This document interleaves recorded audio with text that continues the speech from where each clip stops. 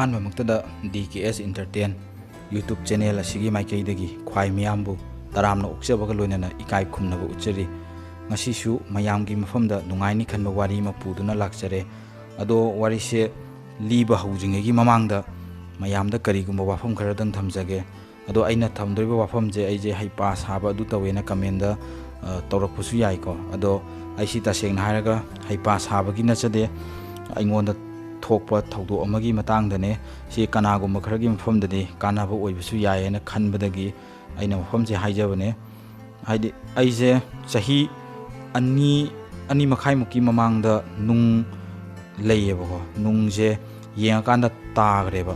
yelom thangba kidney da laiba nungne tagre ado chahi ani makhai mukse karimta tawdraba matungna tha ahum mari muki mamangda oirom thangba saisida mu kak thinba khotpa sum tawbaje haurakpadagi aina sidi hanagi nung laibadu mu oirangani na khallaga aina hana aina chaki bi hidak singdo khangawudagi adu sem adu hidak to leiraga chai chara kanjida nungje taba khotpagi aingonda karimta ithil ingit ama phangmodo phangdabe aina sidi kaino ma taromba yaina na aina doctor da chatlaga ultrasound kari lawraga yeng kanjida loina yengthoe liver dai kaidagi kidney function kai ka loina normal lai ko sugar kari khara ado normal lai jaraga chu kaidoro me kan aigi oi thangba kidney je sigi manung jida khoigi ising hanbagi type ta toroga pomaga leire ado si thoidona kaisudi tawroi kholoina hairaga hidak pudi thare ado hojikti khitang di phare ko ado si yenghogdaba taraga sum laithok leidana kai sum kam tawdabanina khitang jibona ado laithok pi gano haiba famje aigi symptom aina nari jiga layong manaba leiragadi yengthok pi haiba famje thamjabuga loinana wari se liba haujarage aibu nungsibiba isil ilau singi mafamda karigumba wafam amataga haija hoge aina wari liba matamda wari menman tade khotena haiba khot phasing ado aisu website singda changduna wari sigi matangda wana thejinjaraba tungda haita amuk imalonda handok chujuna mayamgi mafamda kitang do isu aidi pothabagi timing ama pinabagi damukta aina wari se thejinjaraga wari je handok chabane ado website singda aina thejinjaba matamda chitha nanthaba yawba amadi aina handok chaba matamda soikhi lankhiba yawbudagi wari se mapung phadaba sigumba yarokko matamda mayamna ngakpiyu haiba wafamse thamjari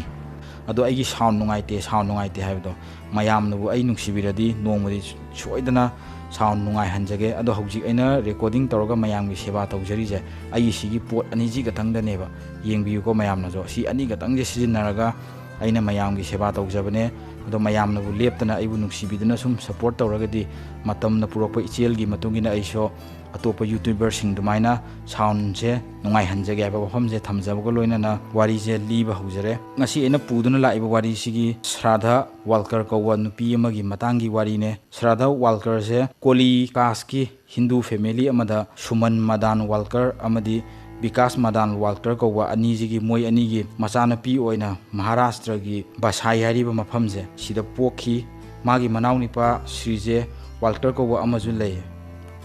2018 फावदी Shraddha से मागी इमुंग मनुंगजिंगा पुन्ना अदुम लेमिनೈ मागी mama अमदी मनाउ नुपाजु Maharashtra की पलघर district की बसाई area दा अदुम लेरम्मे मतमसिदा Shraddha की मपा विकास walker दी तोंगान मफम अमदा लेये मादे मागी थबक नमरम ओरगा विकास से इलेक्ट्रॉनिक सर्विस की बिजनेस तौबा मी अमने मतमसिदा Shraddha से बसाई दा लेबा कन्वेंट स्कूल अमदा माही मसिंग तमनी सिगी मतुंगदा Shraddha से BMM course तौनबगी दमक बिरार दा लेबा विभा इंस्टीट्यूट ऑफ टेक्नोलॉजी दा एडमिशन तौखी सिगी मतुंगदा Shraddha से मागी कोर्स तुदगी ड्रॉप आउट अमुक तौरनी सिगी मतुंग Shraddha से मालाट हारिबा जगह सिदा लेबा MNC गी कॉल सेंटर अमदा थबक ओइना तौरगा लेरनी 2018 की मतम सिदा Shraddha ना मागी फोन सिदा ने बम्बल कौवा एप अमा हापनी अदो माना हापीबे एप से सिगी एप्लीकेशन जिगी खुथांगदा अपताप अमीन पुनावाला हारिबा सिगी मी जिगा मागा एप सिदा थेंगनारनी सुम थेंगनाबदगी पाउ सुम फाउनाबा खोटपा तौरनी मोय अनि जे वारी वताइ तौबा हौरनी अदो अपताप सिजु बसाई एरिया दा लेबा मी अमनी को अदो अपताप से LS रेहजा कॉलेज दा BMM course si tamnabagidamagta Shraddhana leiriba jaga Birarsida laktoineba aduga tan chanaruba haigadra adi aptapsisu Shraddhana thabak toriba call center je sida punna adum thabak tawminarani moyani je sum thabak tawminare app tu dasu khangnare wadi watai ngak leitina sum sanaba chama kaima sum thaminaba khopa tawrani adi sigi matungda moy ani Shraddha amadi aptapse tapna sum nungsinaba haurani ba nungsinaba je haurakpadagi moy ani gi nungsinaba jina Shraddhagi punsida yam chauna aidi mangjaba ma laktoineba ado si kanamtana ju hana mangjongna na haiba ngamdabanina Shraddhagi maraibak thinabagi lambi amadi mana nungsijariba adi mana khongdariba nungsi lambi je sijina khudol oina tambidoine afaba oina di tammaroi tha nipan mapan gi matungda Shraddhagi mama mapana Shraddha je aptapka nungsinare mari leinare habje khangdoine masana tawbu thabakse khangani ado 2019 da Shraddhana magi mamada aije aptapka nungsinare ai maga punna leiba pame khotlena magi mamada hairani hairakpa waje Shraddhana hairakpa waje sigi wafamje Shraddhagi mamana magi mapa Bikasta amuk tammani ado Bikasa chawana mai haurani ba mai nupina mangonda hairiba waje sigi matungda mapa Bikasna machanupi je koksilga phajana haidoine matamjida ibema nang tawgano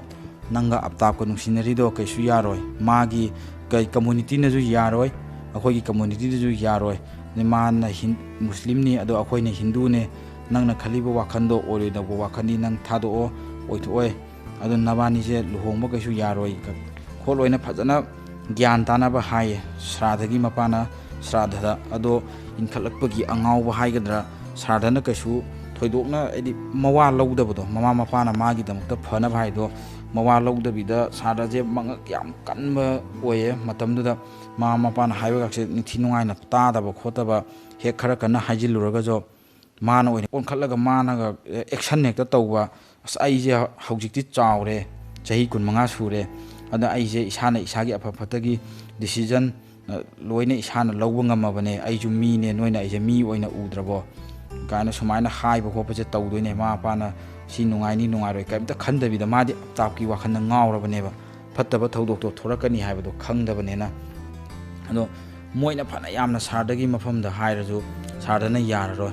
ada Shraddhana ma pada kai haina hairaki hai ganda noina phana yamna hairaju aidi aptapka dum mari leinani nungsinani aduga noina ibanigi mari sida sum thingdana khotanaga tawraba ima baba noi anina aise leitre nogi nasanupi ama poiba aise nasanupi je leitren khallo kain hairaga maje ma phaji doine bon khallaga oine action tawwa hawrkadoineba adi sawba khotpa wari sanaba yadaba mana khaliduna chumme khole kana sum khanba hopa je hawrani ado mama mapana di phajana adum wari sabi khole ado tadawa mana tadre ni mama mapana hariba waduda sawudagi Shraddhana control ngamandana magi pochai ga se yomjillaga yum thadoktuna chatnabaga tawdoine adi pochai ga sa yomjillaga trolley ga tawga chingthuaga ko bag ka to tawga yum thadoga chatlane ai ngasidagi di noina adumaina haiba khotpa aije angangda angang macha dawna aina noigi phanaba skuina tawrala e hojikti ai nusiba jidadi noi yettabu yabane ado aije sum noina sum tawragadi ai shawrani yum thado chatlani na tawrani ade sumanga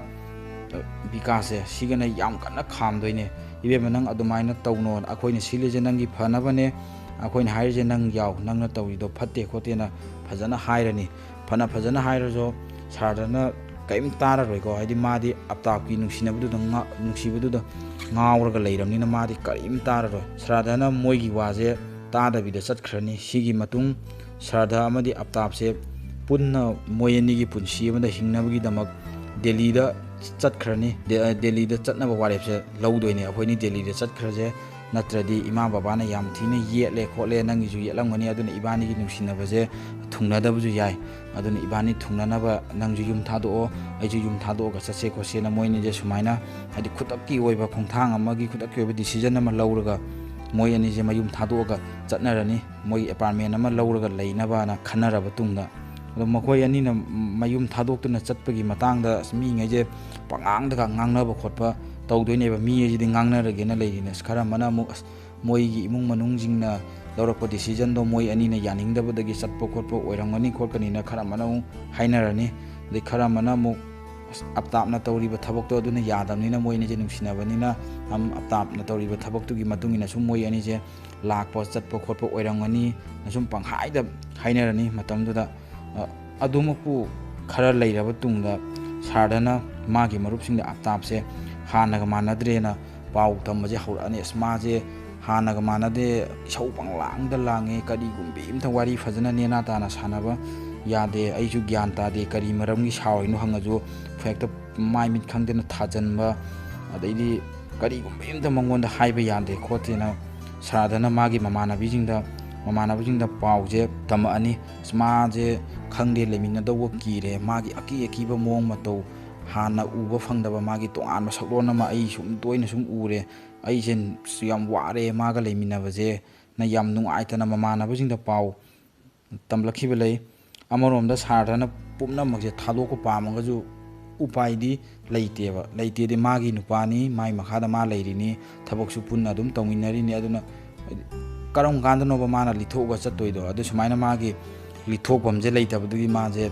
ꯃꯥꯒꯤ ꯅꯨꯡꯉꯥꯏꯇꯕ ꯍꯥꯏꯗꯤ ꯑꯞꯇꯥꯞꯀꯤ ꯃꯤꯅꯩ ꯃꯔꯛꯁꯤꯗ ꯃꯥꯁꯦ ꯑꯗꯨꯝ ꯂꯥꯡꯗ ꯊꯨꯔꯕ ꯁꯖꯤ ꯑꯃꯒꯤ ꯇꯥꯏꯞꯇꯀꯣ ꯁꯨꯃꯥꯏꯅ ꯁꯨꯝ ꯂꯩꯔꯅꯤ ꯎꯄꯥꯏ ꯂꯩꯔꯔꯣꯏ ꯃꯥꯁꯦ ꯑꯞꯇꯥꯞꯅ ꯁꯤ ꯇꯧꯔꯤꯁꯤꯅ ꯁꯥꯔꯗꯗ ꯑꯣꯠꯅꯩꯔꯤꯁꯦ ꯁꯤꯁꯤꯅ ꯀꯔꯤꯒꯤꯅꯣꯅ ꯍꯥꯏꯔꯀꯥꯟꯗ ꯍꯥꯏꯗꯤ ꯅꯪꯅ ꯑꯩꯉꯣꯟꯗ ꯄ꯭ꯔꯦꯁꯔ ꯌꯥꯝꯅ ꯄꯤꯔꯒ ꯂꯨꯍꯣꯡꯅꯕ ꯌꯥꯝ ꯄ꯭ꯔꯦꯁꯔ ꯄꯤꯌꯦ ꯈꯣꯠꯂꯦ ꯅꯪꯁꯦ ꯑꯩꯒꯤ ꯋꯥꯈꯜ ꯂꯩꯇꯥꯍꯟꯗꯦ ꯈꯣꯠꯇꯦ ꯁꯦꯟ ꯊꯨꯝꯒꯤ ꯐꯤꯕꯝꯁꯨ ꯅꯥꯇꯩ ꯆꯥꯗ꯭ꯔꯤꯉꯩꯗ ꯈꯣꯠꯄꯗꯅ ꯁꯨꯃꯥꯏꯅ ꯁꯤꯒꯤ ꯃꯔꯝꯁꯤꯗꯒꯤ ꯑꯣꯏꯗꯣꯏꯅꯦꯕ ꯑꯞꯇꯥꯞꯅ ꯁ꯭ꯔꯥꯗꯅ ꯃꯥ ꯅꯨꯡꯁꯤꯖꯔꯒ ꯂꯥꯛꯑꯒꯁꯨ ꯑꯞꯇꯥꯞꯅ ꯇꯛꯈꯠꯇꯅ ꯁ꯭ꯔꯥꯗꯗ ꯑꯣꯠꯂꯤꯁꯦ ꯑꯗꯩ ꯁꯦꯜ ꯊꯨꯝꯒꯤ ꯋꯥꯠꯆꯤꯜꯂꯛꯄ ꯈꯣꯠꯆꯤꯜꯂꯛꯄ ꯁꯤꯒꯤ ꯃꯌꯥꯝꯁꯤꯅ ꯃꯥꯗꯤ ꯉꯁꯥꯏꯒꯤ ꯋꯥꯈꯜꯗꯣ ꯍꯣꯠꯅꯒꯗꯧꯗꯣ ꯍꯣꯠꯅꯗꯕꯤꯗ ꯃꯥꯒꯤꯗꯃꯛꯇ ꯀꯠꯊꯣꯛꯑꯕ ꯁ꯭ꯔꯥꯗꯁꯦ ꯁꯤꯗ ꯑꯣꯏꯅ ꯑꯣꯠꯄ ꯅꯩꯕ ꯑꯣꯏꯅ ꯇꯛꯈꯠꯇꯅ ꯇꯧꯔꯛꯏꯁꯦ ꯁꯤꯁꯤꯒꯤ ꯃꯔꯝꯁꯤꯅꯅꯦꯕ ꯑꯗꯣ ꯁꯨꯝ ꯁꯥꯔꯗꯁꯨ ꯈꯥꯡꯕ ꯉꯝꯃꯛꯇꯕꯗꯒꯤ ꯁꯥꯔꯗꯅ ꯃꯉꯣꯟꯗ ꯊꯣꯛꯏꯕ ꯋꯥꯔꯤꯁꯤꯡꯁꯦ ꯃꯥꯒꯤ ꯃꯔꯨꯞꯁꯤꯡꯗ ꯑꯅꯤꯕ ꯂꯣꯏꯅ ꯑꯞꯇꯥꯞꯅ ꯇꯧꯔꯤꯕ ꯈꯣꯠꯂꯤꯕ ꯃꯇꯥꯡꯁꯦ ꯃꯥꯁꯦ ꯌꯥꯝ ꯐꯠꯇꯦ ꯈꯣꯠꯇꯦ ꯒ꯭ꯌꯥꯟ ꯇꯥꯗ꯭ꯔꯦ ꯑꯩꯁꯨ ꯀꯔꯤ ꯇꯧꯗꯣꯏꯅꯣ ꯑꯃꯠꯇ ꯇꯧꯐꯝ ꯈꯪꯗ꯭ꯔꯦꯅ ꯋꯥꯔꯤꯁꯦ ꯁꯥꯔꯗꯅ ꯃꯥꯒ ꯑꯩꯒꯒꯤ ꯃꯔꯤꯁꯦ ꯑꯐꯕ ꯃꯔꯤ ꯑꯃ ꯑꯣꯏꯗ꯭ꯔꯦ ꯀꯃꯥꯏꯅ ꯇꯧꯔꯤꯅꯣ ꯑꯩꯁꯨ ꯈꯪꯗꯦꯅ ꯃꯥꯒꯤ ꯃꯔꯨꯞ ꯃꯄꯥꯡꯁꯤꯡꯗ ꯇꯝꯃꯛꯑꯅꯤ ꯄꯥꯎꯁꯦ ꯐꯣꯟꯗ ꯃꯥꯒꯤ ꯅꯨꯡꯉꯥꯏꯇꯕꯁꯤꯡꯁꯦ ꯑꯗꯩ ꯄꯥꯎꯁꯦ ꯇꯝꯃꯛꯄꯅ ꯃꯔꯝ ꯑꯣꯏꯔꯒ ꯁꯥꯔꯗꯒꯤ ꯃꯔꯨꯞ ꯃꯄꯥꯡꯁꯤꯡꯅꯁꯨ ꯁ꯭ꯔꯥꯗꯒꯤ ꯈꯜꯂꯒ ꯅꯨꯡꯉꯥꯏꯃꯟꯗꯗꯅ ꯁꯥꯔꯗꯒꯤ ꯏꯃꯨꯡ ꯃꯅꯨꯡꯁꯤꯗ ꯁꯥꯔꯗꯗ ꯊꯣꯛꯏꯕ ꯊꯧꯗꯣꯛ ꯑꯗꯩ ꯁꯥꯔꯗꯅ ꯆꯠꯄ ꯈꯣꯠꯄ ꯆꯠꯊꯣꯛ ꯆꯠꯁꯤꯟ ꯑꯞꯇꯥꯞꯀ ꯃꯕꯥꯅꯤ ꯆꯠꯄ ꯈꯣꯠꯄ ꯇꯧꯕꯁꯦ ꯃꯕꯥꯅꯤꯒꯤ ꯃꯕꯥꯅꯤꯒꯤ ꯑꯣꯏꯕ ꯁ꯭ꯇꯦꯞ ꯈꯨꯗꯤꯡꯃꯛꯀꯤ ꯄꯥꯎꯁꯦ ꯑꯗꯨꯝ ꯁꯥꯔꯗꯒꯤ ꯃꯃꯥꯟꯅꯕꯤꯁꯤꯡꯁꯤꯅ ꯁꯥꯔꯗꯒꯤ ꯏꯃꯨꯡ ꯃꯅꯨꯡꯗ ꯄꯥꯎꯁꯦ ꯄꯤꯔꯅꯤ ꯑꯗꯩ ꯄꯥꯎꯁꯦ ꯄꯤꯕꯗꯒꯤ ꯃꯃꯥ ꯃꯄꯥꯅꯁꯨ ꯈꯪꯉꯅꯤ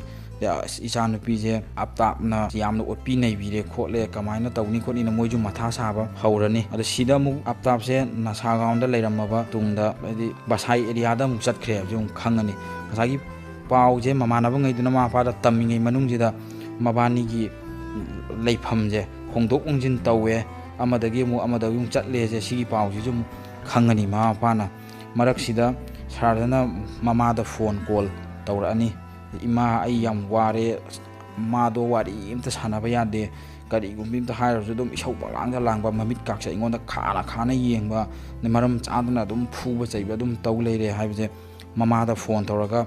ꯍꯥꯏꯔꯛꯑꯅꯤ ꯁꯤꯒꯤ ꯄꯥꯎꯁꯦ ꯃꯃꯥꯗ ꯍꯥꯏꯔꯛꯑꯕ ꯃꯇꯨꯡꯗ ꯖꯅꯋꯥꯔꯤꯒꯤ ꯇꯥꯡ 1 2020ꯗ ꯁꯥꯔꯗꯒꯤ ꯃꯃꯥ ꯁꯨꯃꯟꯁꯦ ꯁꯤꯔꯅꯤꯕ ꯁꯥꯔꯗꯒꯤ ꯃꯃꯥ ꯁꯨꯃꯟꯁꯦ ꯇꯥꯏꯕꯪꯄꯥꯟ ꯊꯥꯗꯣꯛꯈ꯭ꯔꯅꯤ ꯃꯃꯥꯁꯤꯅ ꯇꯥꯏꯕꯪꯄꯥꯟ ꯊꯥꯗꯣꯛꯇ꯭ꯔꯤꯉꯩꯗ ꯃꯥꯒꯤ ꯑꯣꯠꯄ ꯅꯩꯕꯒꯤ ꯄꯥꯎꯁꯤꯗꯤ ꯃꯃꯥꯗ ꯇꯝꯃꯝꯃꯦ ꯃꯃꯥ ꯁꯤꯕꯒꯤ ꯀꯔꯃꯐꯥꯎ ꯃꯥꯗꯤ ꯀꯔꯤꯝ ꯌꯥꯎꯔꯔꯣꯏꯕ ꯑꯞꯇꯥꯞꯇꯨꯅ ꯐꯠꯃꯟꯗꯕꯅꯤ나 ꯑꯣꯠꯄ ꯅꯩꯔꯤꯉꯩ ꯇꯧꯔꯤꯉꯩ ꯃꯊꯛꯇꯨꯗ ꯑꯃꯨꯛ ꯀꯃꯥꯏꯅ ꯌꯨꯝꯗ ꯆꯠꯀꯅꯤ ꯁꯤ ꯑꯩꯈꯣꯏ ꯃꯅꯤꯄꯨꯔ ꯃꯅꯨꯡꯗꯁꯨ ꯊꯣꯛꯇꯕ ꯅꯠꯇꯦ ꯑꯗꯨ ꯁꯨꯃꯥꯏꯅ ꯂꯥꯛꯄ ꯐꯪꯉꯔꯣꯏ ꯃꯃꯥ ꯂꯩꯈꯤꯗ꯭ꯔꯕ ꯃꯇꯨꯡ ꯆꯥꯎꯔꯥꯛꯅ ꯅꯨꯃꯤꯠ 10ꯃꯨꯛ ꯂꯩꯔꯒ ꯁꯥꯔꯗꯅ ꯃꯄꯥꯗ ꯍꯟꯖꯤꯟ ꯐꯣꯟ ꯀꯣꯜꯁꯦ ꯇꯧꯔꯛꯇꯣꯏꯅꯦ ꯑꯗ ꯑꯞꯇꯥꯞꯅ ꯃꯉꯣꯟꯗ ꯑꯣꯠꯄ ꯅꯩꯕ ꯀꯔꯤꯒꯨꯝꯕ ꯑꯝꯇ ꯋꯥꯔꯤ ꯁꯥꯟꯅꯕ ꯌꯥꯗꯕ ꯈꯣꯠꯇꯕ ꯄꯨꯔꯥ ꯍꯥꯏꯗꯤ ꯁꯥ ꯑꯃꯒꯤ ꯇꯥꯏꯞꯇ ꯇꯧꯔꯛꯄꯗꯣ ꯑꯗꯨꯒꯤ ꯃꯇꯥꯡꯗ ꯃꯥꯅ ꯋꯥꯔꯤ ꯃꯌꯥꯝꯁꯦ ꯃꯄꯥꯗ ꯂꯣꯏꯅ ꯍꯥꯏꯔꯅꯤ ꯑꯗꯩ ꯃꯆꯥꯅ ꯍꯥꯏꯔꯤꯕ ꯋꯥꯁꯦ ꯇꯥꯔꯕ ꯃꯇꯨꯡꯗ ꯕꯤꯀꯥꯁꯁꯨ ꯅꯨꯡꯉꯥꯏꯔꯔꯣꯏ ꯑꯗꯩ ꯃꯥꯅ ꯑꯣꯞꯁꯟ ꯑꯃ ꯑꯣꯏꯅ ꯃꯆꯥꯅꯨꯄꯤꯒꯤ ꯐꯅꯕ ꯀꯨꯞꯅ ꯈꯜꯂꯕ ꯇꯨꯡꯗ ꯃꯆꯥꯅꯨꯄꯤꯁꯦ ꯃꯥꯅ ꯂꯥꯛꯑꯣ ꯏꯕꯦꯝꯃ ꯅꯪ ꯌꯨꯝꯁꯤꯗ ꯂꯥꯛꯑꯣ ꯅꯪꯅ ꯐꯅꯤꯅ ꯆꯠꯂꯨꯕ ꯊꯕꯛꯇꯨꯅ ꯐꯗ꯭ꯔꯕꯅꯤꯅ ꯅꯪ ꯀꯔꯤꯗꯤ ꯎꯄꯥꯏ ꯂꯩ ꯃꯥꯒꯤ ꯃꯅꯥꯛꯇ ꯂꯩꯔꯒ ꯅꯪ ꯐꯠꯇ ꯅꯨꯡꯗ ꯊꯣꯛꯇꯧꯒꯤ ꯁꯔꯨꯛꯇꯤ ꯅꯪ ꯌꯨꯝꯁꯤꯗ ꯂꯥꯛꯑꯒ ꯑꯣꯏꯅ ꯂꯩꯔꯣ ꯑꯞꯇꯥꯞꯇꯣ ꯅꯪ ꯊꯥꯗꯣꯛꯑꯝꯃꯣ ꯅꯪ ꯑꯞꯇꯥꯞꯇꯒꯤ ꯂꯥꯞꯊꯣꯛꯂꯣ ꯌꯨꯝꯗ ꯑꯣꯏꯅ ꯂꯩꯔꯣ ꯏꯄꯥ ꯂꯩꯔꯤꯁꯤꯗꯤ ꯈꯣꯠꯂꯤꯁꯤꯅ ꯐꯖꯅ ꯍꯥꯏꯔꯅꯤ ꯑꯗꯣ ꯁꯤꯒꯤ ꯄꯥꯎꯁꯦ aptabsu nakoinana khangbar kaino khangde sumaina sinaringai tanjajida radhajida mu yam kanna mu haijadoineba ai langre ai soigre khorkre nang adumain tawno khonona yam kanna haijaman madagi haradhaje yaningda adum adi aptab na hairiba wadu da mu yarani maje mu aptab ki manakta mu leirani ba adum haijaman mado adugi adi pharakadra sumain tawna aina ju yumda chatni khoni na haibajida maje ai nungsibanina maje pharakpoju yai kaina khallaga majo adum aptab ki manakta adum leirani sradagi maramda pau phirakhiba sardagi marup mapang Shivani amadi Lakshman gawe mai marupse ngare sina Vikas ka pau toina adum phaunarani machanupi do aptab ki manakta hangibado sumain tawdana kanna haijaman madagi tawgibane ado otpa neibodo kamain tawri kholi mabani do chatpa khotpa mabani ki thaba ingkhangi maramda kamain tawri kholi na dum kupna pause mapaduna ju pakhatjabagi lawbo khotpa tawre ade toina magi mamana bil Shivani ga mamana ba Lakshman siga dum toina pau phaunarani machanupi dugi senajabo oina adu nakana moromda khara phagadra khaluraga jo aptab sidi nong ge jom phattaba helakadoine ba hana dagi hena jom torture toba helakpa nong ge jom helani hadi hainingai leitana henjilaktoine ba magi phattaba chat sajat mong ma tawje aptabna sum srada je otpa nei ba sum hengala ani gyan men amta taroi wari sanaba yaroi pura adi kai amaga leiminabagi phibam do ma radagi puchida thoani ba sumaina sum mare sum yenarakpa nga leitana khanarakpadagi nongmudi aptab ko sarda je yam thina khana doine ba khana baje aroi bi de khanarani khanarakpa je dagi aptab na magi control je magi phathana baje phathaba ngamgidana saradagi makhori je pairaga mana hekta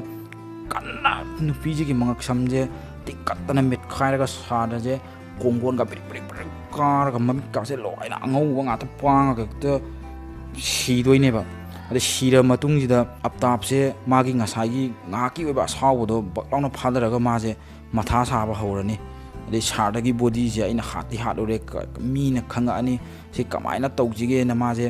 khallab tung na mana decision mai warep amaga lawrani ba sigi warep sini yam sathiri je ko mi ne ka tawba ngammoi da wa yam na hangoi ba yam adi mi managa tawni khandaba thabak ne mana tawdoije mana kamaina tawi harakana srada je mana mi khangdanaba sardagi mangakse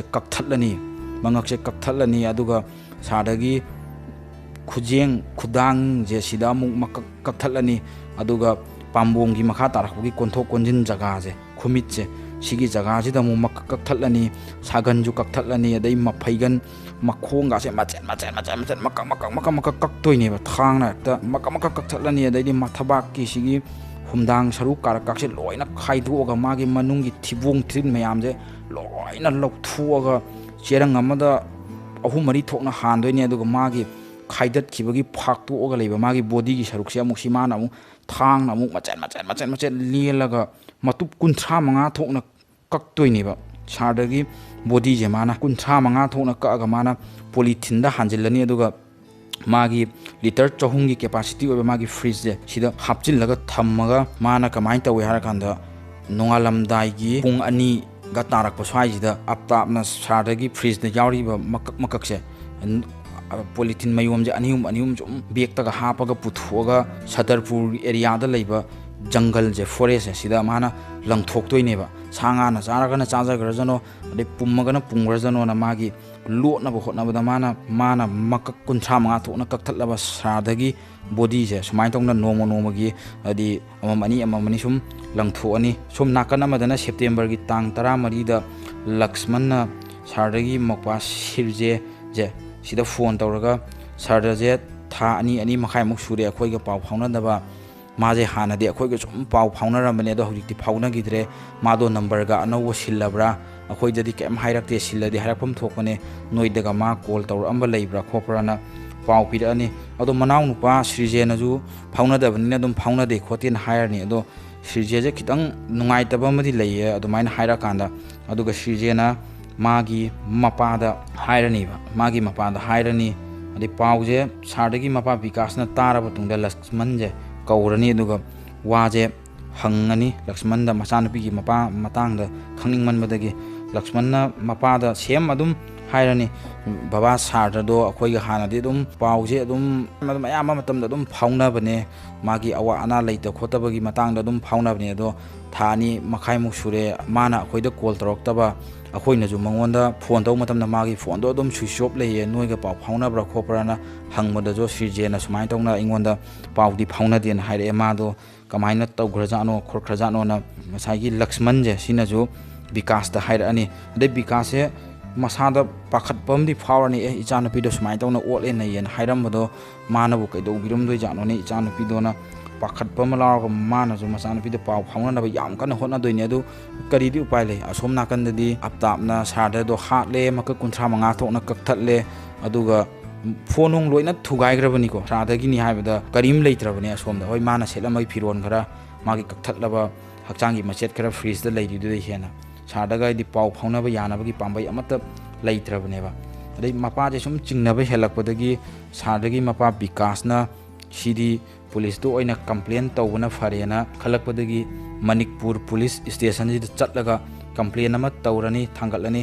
Manipur police ꯁ꯭ꯇꯦꯁꯟꯗꯒꯤ ꯑꯃꯨꯛ ꯃꯦꯍꯔꯣꯂꯤ police ꯁ꯭ꯇꯦꯁꯟꯗ ꯀꯦꯁꯁꯦ transfer ꯑꯃꯨꯛ ꯇꯧꯔꯅꯤꯕ ꯑꯗꯨꯒ ꯁꯥꯔꯗꯒꯤ ꯃꯄꯥꯗ ꯃꯣꯏ ꯑꯅꯤꯗꯣ ꯍꯣꯡꯗꯣꯛ ꯍꯣꯡꯖꯤꯟ ꯉꯥꯏꯍꯥꯛ ꯂꯩꯇꯅ ꯇꯧ ꯃꯥꯜꯂꯤꯅꯦ ꯃꯣꯏ ꯑꯅꯤꯁꯦ ꯗꯦꯜꯂꯤꯔꯣꯝꯗ ꯑꯃꯨꯛ ꯆꯠꯈ꯭ꯔꯦ ꯈꯣꯠꯈ꯭ꯔꯦ ꯃꯕꯥꯅꯤꯒꯤ ꯄꯥꯎꯁꯦ ꯁꯨꯝ ꯂꯧꯅꯕꯗ ꯗꯦꯜꯂꯤꯔꯣꯝꯗ ꯆꯠꯈ꯭ꯔꯦꯅ ꯈꯣꯠꯈ꯭ꯔꯦꯅ ꯄꯨꯂꯤꯁꯅ ꯑꯃꯨꯛ ꯍꯥꯏꯔꯛꯑꯅꯤ ꯁꯤ ꯍꯥꯏꯔꯛꯑ ꯃꯇꯨꯡꯗ ꯕꯤꯀꯥꯁꯅꯁꯨ ꯃꯥꯒꯤ ꯀꯝꯄ꯭ꯂꯦꯟꯗꯣ ꯊꯥꯡꯒꯠꯄ ꯃꯇꯝꯗ ꯃꯥ ꯃꯁꯥꯅꯁꯨ ꯃꯥꯒꯤ ꯃꯆꯥꯅꯨꯄꯤꯒꯤ ꯃꯇꯥꯡꯗ ꯃꯥꯅ ꯑꯩꯁꯨ ꯊꯤꯌꯦ ꯏꯆꯥꯅꯨꯄꯤꯗꯣ ꯅꯣꯏꯗ ꯀꯝꯄ꯭ꯂꯦꯟ ꯇꯧꯗ꯭ꯔꯤꯉꯩꯗ ꯑꯩꯁꯨ ꯊꯤꯕ ꯌꯥꯕ ꯊꯤꯌꯦ ꯑꯗꯨ ꯁꯛꯇꯤ ꯎꯄꯥꯏ ꯇꯧꯗꯅ ꯃꯃꯥꯟꯅꯕ ꯀꯩꯀꯥ ꯇꯧꯔꯒ ꯑꯗꯣ ꯐꯣꯟꯗꯁꯨ ꯀꯟꯇꯦꯛ ꯇꯧꯕ ꯑꯝꯇ ꯐꯪꯈꯤꯗ꯭ꯔꯦ ꯑꯗꯣ ꯃꯣꯏ ꯍꯥꯟꯅꯒꯤ ꯆꯠꯐꯝꯗꯁꯨ ꯉꯥꯏꯍꯥꯛ ꯂꯩꯇꯅ ꯍꯣꯡꯗꯣꯛ ꯍꯣꯡꯖꯤꯟ ꯇꯧꯕꯅꯤꯅ ꯀꯗꯥꯏꯗ ꯆꯠꯂꯤꯅꯣ ꯃꯦꯟꯃꯥꯟ ꯑꯃ ꯇꯥꯗ꯭ꯔꯦ ꯈꯣꯠꯇ꯭ꯔꯦꯅ ꯄꯜꯂꯅꯤ ꯑꯗꯩ ꯁꯤꯗ ꯅꯠꯇꯅ ꯑꯩꯒꯤ ꯏꯆꯥꯅꯨꯄꯤꯅ ꯑꯩꯉꯣꯟꯗ ꯍꯥꯏꯔꯝꯕꯗ ꯑꯞꯇꯥꯞꯀ ꯃꯥꯒ ꯂꯩꯅꯔꯤꯕ ꯃꯔꯤꯗꯣ ꯌꯥꯝ ꯐꯠꯇꯦ ꯑꯩꯁꯨ ꯈꯪꯉꯦ ꯃꯥꯅ ꯁꯨꯃꯥꯏꯅ ꯍꯥꯏꯔꯝꯃꯦ ꯑꯞꯇꯥꯞꯅ ꯃꯥꯁꯦ ꯉꯥꯏꯍꯥꯛ ꯂꯩꯇꯅ ꯇꯣꯔꯆꯔ ꯇꯧꯈꯤꯕ ꯈꯣꯠꯄ ꯃꯌꯥꯝ ꯑꯃꯁꯨ ꯂꯩꯌꯦ ꯈꯣꯠꯂꯦ ꯍꯥꯏꯕꯁꯦ ꯁꯥꯔꯗꯒꯤ ꯃꯄꯥꯅꯁꯨ ꯄꯨꯂꯤꯁꯇ ꯍꯥꯏꯈꯤ ꯑꯗꯩ ꯃꯄꯥꯗꯤ ꯌꯥꯝꯅ ꯄꯥꯈꯠꯆꯔꯦꯕ ꯄꯥꯈꯠꯆꯕꯅ ꯃꯄꯥꯁꯤꯅ ꯈꯟꯖꯔꯤ ꯑꯁ ꯑꯩꯒꯤ ꯏꯆꯥꯅꯨꯄꯤꯗꯣ ꯃꯥꯅꯒ ꯀꯗꯥꯏ ꯖꯒꯥꯗ ꯂꯣꯠꯁꯤꯜꯂꯝꯗꯣꯏꯅꯣ ꯅꯠꯇ꯭ꯔꯒꯅ ꯀꯔꯤ ꯐꯠꯇꯕ ꯊꯕꯛ ꯇꯧꯔꯖꯥꯠꯅꯣ ꯏꯆꯥꯅꯨꯄꯤꯁꯦ ꯀꯔꯤꯒꯨꯝꯕ ꯐꯠꯇꯕ ꯑꯃꯗꯤ ꯃꯉꯣꯟꯗ ꯊꯣꯛꯑꯦ ꯍꯥꯏꯕꯁꯦ ꯃꯄꯥꯁꯦ ꯐꯥꯎꯗꯣꯏꯅꯦꯕ ꯃꯉꯣꯟꯗ ꯃꯄꯥ ꯑꯃ ꯑꯣꯏꯕꯒꯤ ꯊꯥꯖꯕ ꯂꯩꯌꯦ ꯈꯣꯠꯂꯦꯅ ꯍꯥꯏꯗꯤ ꯄꯨꯂꯤꯁꯇ ꯀꯩꯗ ꯃꯃꯥꯟꯅꯕꯗ ꯀꯩꯗ ꯃꯥꯅ ꯁꯨꯝ ꯋꯥꯔꯤ ꯑꯣꯏꯅ ꯃꯥꯅ ꯈꯟꯖꯕ ꯋꯥꯈꯟꯁꯦ ꯐꯣꯡꯗꯣꯛꯑꯅꯤ ꯑꯗꯣ ꯏꯟꯗꯤꯌꯟ ꯄꯦꯅꯥꯜ ꯀꯣꯗꯀꯤ ꯁꯦꯛꯁꯟ 365ꯒꯤ ꯃꯇꯨꯡ ꯏꯟꯅ ꯗꯦꯜꯂꯤ ꯄꯨꯂꯤꯁꯅ FIR ꯑꯃ ꯄꯥꯜꯂꯕ ꯃꯇꯨꯡꯗ ꯁꯤꯒꯤ ꯀꯦꯁꯁꯦ ꯊꯤꯖꯤꯟꯕ ꯍꯧꯔꯅꯤ ꯏꯟꯚꯦꯁꯇꯤꯒꯦꯁꯟꯁꯤꯒꯤ ꯁꯤꯗꯒꯤ ꯄꯨꯂꯤꯁꯅ ꯆꯍꯤꯁꯤꯒꯤ ꯃꯦ ꯊꯥꯗ ꯁ꯭ꯔꯥꯗꯁꯦ ꯍꯥꯠꯄ ꯑꯣꯏꯔꯝꯒꯅꯤ ꯍꯥꯏꯕꯁꯦ ꯈꯪꯉꯛꯑꯅꯤꯕ ꯍꯥꯠꯄ ꯑꯣꯏꯔꯝꯒꯅꯤ ꯍꯥꯏꯕꯁꯦ ꯈꯪꯉꯅꯤ ꯑꯗꯨꯒ ꯄꯨꯂꯤꯁꯅ ꯊꯤꯖꯤꯟꯕ ꯃꯇꯝꯗ ꯁꯥꯔꯗꯒꯤ ꯂꯦꯝꯍꯧꯕ ꯃꯈꯥꯛꯁꯤꯡ ꯃꯥꯒꯤ ꯉꯁꯥꯏ ꯑꯞꯇꯥꯞꯅ ꯀꯛꯊꯠꯈꯤꯕ ꯁꯥꯗꯨꯝ ꯃꯆꯦꯠ ꯃꯆꯦꯠꯁꯤꯡꯗꯣ ꯑꯞꯇꯥꯞꯀ ꯃꯕꯥꯅꯤ ꯂꯩꯃꯤꯟꯅꯔꯝꯕ ꯑꯦꯄꯥꯔꯠꯃꯦꯟꯗꯨꯗꯒꯤ ꯑꯗꯨꯒꯤ ꯐ꯭ꯔꯤꯖꯇꯨꯗꯒꯤ ꯐꯪꯉꯅꯤꯕ ꯑꯗꯨꯒ ꯑꯞꯇꯥꯞꯁꯤꯁꯨ ꯄꯨꯂꯤꯁꯅ ꯊꯤꯒꯠꯄ ꯃꯇꯝꯗ ꯃꯥꯒꯤ ꯂꯣꯀꯦꯁꯟ ꯇ꯭ꯔꯦꯁ ꯇꯧꯔꯀꯥꯟꯗ ꯃꯥꯒꯤ ꯂꯥꯁ ꯂꯣꯀꯦꯁꯟꯁꯤꯗꯒꯤ ꯑꯞꯇꯥꯞꯁꯦ ꯐꯥꯔꯅꯤ ꯐꯥꯔꯕ ꯃꯇꯨꯡꯗ ꯄꯨꯂꯤꯁꯅ ꯋꯥ ꯍꯪꯕ ꯃꯇꯝꯗꯁꯨ ꯑꯩꯈꯣꯏꯒꯤ ꯑꯞꯇꯥꯞꯁꯦ ꯁꯦꯝ ꯀꯣꯏꯁꯟꯗꯨꯒꯤ ꯑꯟꯁꯔꯁꯦ ꯍꯟꯖꯤꯟ ꯍꯟꯖꯤꯟ ꯍꯪꯕ ꯃꯇꯝꯗ ꯄꯥꯎꯈꯨꯝꯁꯦ ꯉꯥꯏꯍꯥꯛ ꯂꯩꯔ ꯑꯃꯨꯛ ꯍꯥꯏꯐꯦꯠꯇꯤ ꯃꯥꯟꯅꯔꯒ ꯈꯔ ꯁꯨꯝ ꯈꯦꯠꯅꯕ ꯁꯨꯃꯥꯏꯅ ꯈꯦꯠꯅꯕꯁꯦ ꯁꯨꯝ ꯇꯧꯔꯅꯤ ꯑꯗꯩ ꯂꯥꯁꯇ ꯄꯨꯂꯤꯁꯅ ꯑꯞꯇꯥꯞꯁꯦ ꯁꯤꯗꯤ ꯌꯥꯔꯔꯣꯏꯅ ꯇꯣꯔꯆꯔ ꯈꯤꯇꯪ ꯇꯧꯔꯅꯤ ꯐꯨꯕ ꯆꯩꯕ ꯈꯔ ꯇꯧꯔꯒ ꯋꯥ ꯍꯪꯀꯥꯟꯁꯤꯗ ꯑꯞꯇꯥꯞꯅ ꯂꯣꯏ ꯍꯥꯏꯗꯣꯔꯛꯇꯣꯏꯅꯦ ꯑꯩꯈꯣꯏꯅꯤꯁꯦ ꯅꯨꯃꯤꯠꯇꯣ ꯌꯥꯝ ꯀꯟꯅ ꯁꯥꯎꯅꯩꯌꯦ ꯃꯥꯒꯩꯒ ꯌꯥꯝ ꯀꯟꯅ ꯃꯔꯩ ꯌꯦꯠꯅꯔꯛꯄꯗꯒꯤ ꯑꯩꯁꯨ ꯁꯥꯎꯕꯗꯣ ꯍꯦꯟꯃꯟꯗꯅ ꯐꯥꯊꯕ ꯉꯝꯍꯧꯗꯗꯅ ꯑꯩꯅ ꯃꯥꯗꯣ ꯃꯈꯧꯔꯤꯗꯣ ꯃꯦꯠꯈꯥꯏꯔꯒ ꯍꯥꯠꯂꯕ ꯃꯇꯨꯡꯗ ꯑꯩꯁꯦ ꯃꯥꯒꯤ ꯕꯣꯗꯤꯗꯣ ꯀꯥꯏꯗ ꯊꯝꯗꯣꯏꯅꯣ ꯊꯝꯐꯝ ꯈꯪꯗꯗꯅ ꯃꯤ ꯎꯅꯔꯛꯑꯗꯤ ꯄ꯭ꯔꯣꯕ꯭ꯂꯦꯝ ꯑꯆꯧꯕ ꯑꯃ ꯊꯣꯛꯑꯅꯤꯅ ꯑꯩꯁꯦ ꯄꯥꯈꯠꯃꯟꯗꯅ ꯃꯥꯒꯤ ꯃꯁꯥꯗꯣ ꯑꯩꯅ ꯃꯀꯛ ꯃꯇꯨꯞ 35 ꯊꯣꯛꯅ ꯀꯛꯊꯠꯂꯒ ꯐ꯭ꯔꯤꯖꯇ ꯍꯥꯟꯖꯤꯜꯂꯒ ꯊꯝꯃꯦ ꯑꯗꯨꯒ ꯅꯨꯡꯇꯤꯒꯤ ꯃꯥꯒꯤ ꯑꯀꯛꯄ ꯃꯁꯥ ꯃꯇꯨꯝꯁꯤꯡꯗꯣ ꯑꯩꯅ ꯆꯦꯔꯪ ꯈꯥꯎꯗ ꯍꯥꯟꯖꯤꯜꯂꯒ ꯅꯨꯡꯇꯤꯒꯤ ꯅꯣꯡꯉꯥꯜꯂꯝꯗꯥꯏ ꯄꯨꯡ 2 ꯃꯈꯥꯏ ꯁ꯭ꯋꯥꯏꯗ ꯍꯧꯒꯠꯂꯒ ꯁꯇꯔꯄꯨꯔꯒꯤ ꯎꯃꯪꯗ ꯂꯪꯊꯣꯛꯑꯦ ꯈꯣꯠꯂꯦ ꯍꯥꯏꯕꯁꯦ ꯑꯞꯇꯥꯞꯀꯤ ꯆꯤꯟꯈꯨꯝꯗꯒꯤ ꯈꯪꯉꯅꯤ ꯄꯨꯂꯤꯁꯅ ꯊꯤꯖꯤꯟꯕꯁꯤꯗꯒꯤ ꯁꯤꯗꯁꯨ ꯅꯠꯇꯅ ꯑꯞꯇꯥꯞꯅ ꯁꯥꯔꯗ ꯍꯥꯠꯂꯕ ꯇꯨꯡꯗ ꯃꯥꯒꯤ ꯐꯣꯟꯗꯅꯦ ꯑꯇꯣꯞꯄ ꯗꯦꯇꯤꯡ ꯑꯦꯞ ꯑꯃꯁꯨ ꯍꯥꯞꯇꯣꯏꯅꯦ ꯃꯥꯁꯦ ꯁꯥꯔꯗ ꯍꯥꯠꯈꯤꯕꯒꯤ ꯅꯨꯡꯉꯥꯏꯇꯕ ꯈꯣꯠꯇꯕ ꯀꯔꯤꯝꯇ ꯂꯩꯇ꯭ꯔꯦ ꯃꯉꯣꯟꯗ ꯑꯩꯈꯣꯏꯅ ꯑꯗꯨꯝ ꯍꯥꯏꯗꯤ ꯃꯥꯏ ꯐꯣꯟꯁꯤꯗ ꯇꯣꯉꯥꯟꯕ ꯑꯇꯣꯞꯄ ꯗꯦꯇꯤꯡ ꯑꯦꯞ ꯑꯃꯒ ꯍꯥꯞꯄꯒ ꯑꯇꯣꯞꯄ ꯅꯨꯄꯤꯒꯁꯦ ꯈꯪꯅꯔꯒ ꯗꯦꯠ ꯇꯧꯕ ꯈꯣꯠꯄ ꯁꯨꯃꯥꯏꯅ ꯃꯌꯥꯝ ꯇꯧꯗꯣꯏꯅꯦ ꯃꯉꯣꯟꯗ ꯅꯨꯡꯉꯥꯏꯇꯕꯒꯤ ꯀꯔꯤꯝ ꯐꯥꯎꯗ꯭ꯔꯦ ꯍꯥꯏꯗꯤ ꯃꯥꯅ ꯑꯇꯣꯞꯄ ꯅꯨꯄꯤꯒ ꯎꯅꯗꯅ ꯇꯧꯗꯣꯏꯅꯦꯕ ꯑꯗꯣ ꯃꯥꯅ ꯁꯤ ꯇꯧꯔꯤꯁꯦ ꯃꯥꯒꯤ ꯆꯟꯒꯤ ꯐ꯭ꯔꯤꯖꯁꯤꯗꯗꯤ ꯑꯗꯨꯝ ꯁꯥꯔꯗꯒꯤ ꯑꯀꯛꯄ ꯕꯣꯗꯤꯁꯤꯡꯁꯦ ꯑꯗꯨꯝ ꯌꯥꯎꯗꯣꯏꯅꯦ ꯃꯥ ꯑꯗꯨꯒꯤ ꯋꯥꯈꯜꯒ ꯀꯔꯤꯝ ꯆꯪꯗꯦ ꯑꯗꯩ ꯁꯤꯗꯁꯨ ꯅꯠꯇꯅ ꯑꯞꯇꯥꯞꯅ ꯃꯥꯒꯤ ꯑꯦꯄꯥꯔꯠꯃꯦꯟꯁꯤꯗꯒ ꯑꯇꯣꯞꯄ ꯅꯨꯄꯤꯒꯥꯛꯁꯦ ꯀꯧꯔꯒ ꯎꯅꯕ ꯑꯗꯨꯃꯥꯏꯅ ꯇꯧꯅ ꯁꯨꯝ ꯅꯨꯄꯤ ꯅꯨꯄꯥ ꯑꯣꯏꯕꯒꯤ ꯃꯔꯤꯒ ꯊꯝꯕ ꯈꯣꯠꯄꯁꯦ ꯇꯧꯈꯤꯕ ꯂꯩꯌꯦꯁꯦ ꯈꯪꯉꯅꯤ